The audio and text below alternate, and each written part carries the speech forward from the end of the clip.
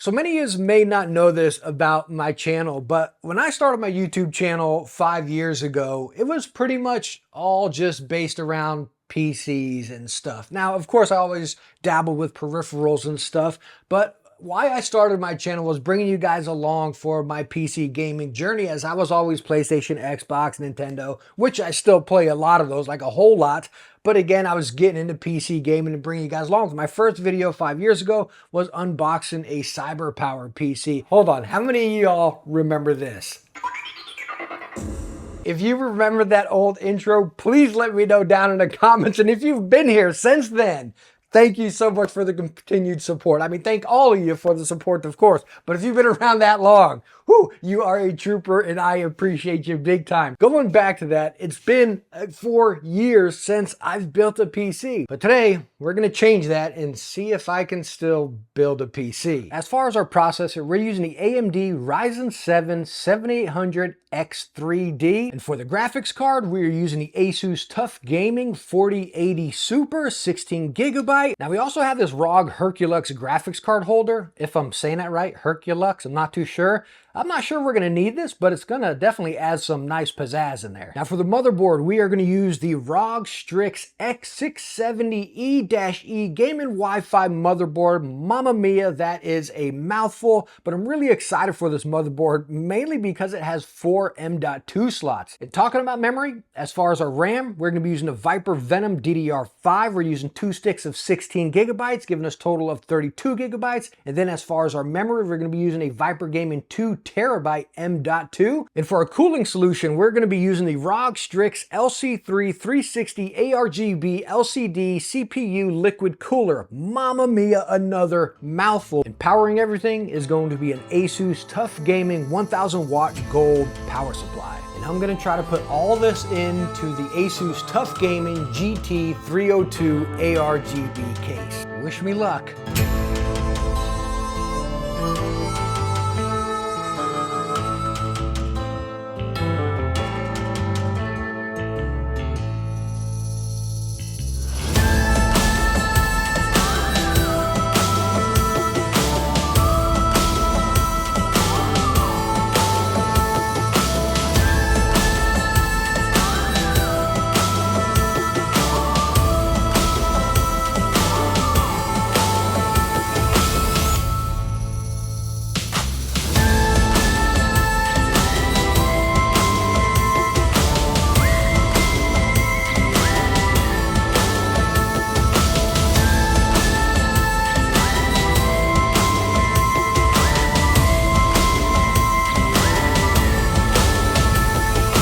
So the PC build is done. It is complete and I'm pretty darn happy with the outcome here. It just looks really nice, sleek, kind of minimalistic, but still with some pizzazz to it. But as far as the build process, it went pretty good, honestly. Like I remembered a lot of stuff. I'm like, all right, I know this goes there, that, yada, yada, and kind of went through everything myself. But of course, most importantly, how the heck is it performing? Now, as y'all know, I used a Corsair Xenon Flex 1440p monitor here, running 240 hertz. It's OLED. It's absolutely gorgeous. Made a whole dedicated video on that. But talking about the PC and performance in Destiny here and going into settings. So let's look at my settings. You can see I have everything set to the highest. Well, it's set to custom. Everything's set to highest except down here. I turn wind pulse, motion blur off. I turn both of those off, and then I come to light shafts and I turn them to medium. Those are just things I don't like. And of course my render resolution is at 100%, but HDR off, because I don't like HDR on my PC games. I like them on my TVs. But anyways, now that you see the settings, coming in here into Destiny, get into a little bit of action. Let's go ahead and get this real quick here and see what we get. So we're dancing around 160, 170. Let's get some loot and find some more enemies. So you can see we're jumping around. We're around 150, and now we're up to 180. This guy's probably not even active. I'll revive him just to be a good guy, though. So 160, getting there, 150, right to 150. So we're bouncing anywhere between very, very high 140s and then up into, again, 180s and stuff like that. That's with those core settings in Destiny. Now, I will tell you before with my, what I have, 4070 Ti, I already forgot what I had before. But anyways, I was pretty much dancing right around steady hundreds. That's where I was, maybe up and down a little bit. I have to play around a little bit more with my settings, and that's as far as Destiny. And that's what I want to show you. It's not just a whole bunch of games. I want to show you the games I've been playing a whole bunch of, and am I noticing any improvement from the old PC to the new PC. Now let's talk about another game I've been playing a whole lot of lately, which I highly recommend. It's Wayfinders. This game is in early access, so it is a little glitchy, maybe a little buggy here and there, but really, really fun game. Highly recommend it. But focusing on performance, just standing here with the environment and everything, we're dancing around 140 FPS. When we take a look at our settings of this game, coming over here to video, I have everything set to ultra minus shadows. I drop my shadows down to high just to give me a little bit of boost if I can. But anyways, backing out of that here, let's go and walk around a little bit. Now this game's, again, in early access, so it can dance around a little bit here and be a little bit buggy. As we're coming through this, a little bit of light, we're dropping down to 110, 115. Let's get into a little battle here and see what happens.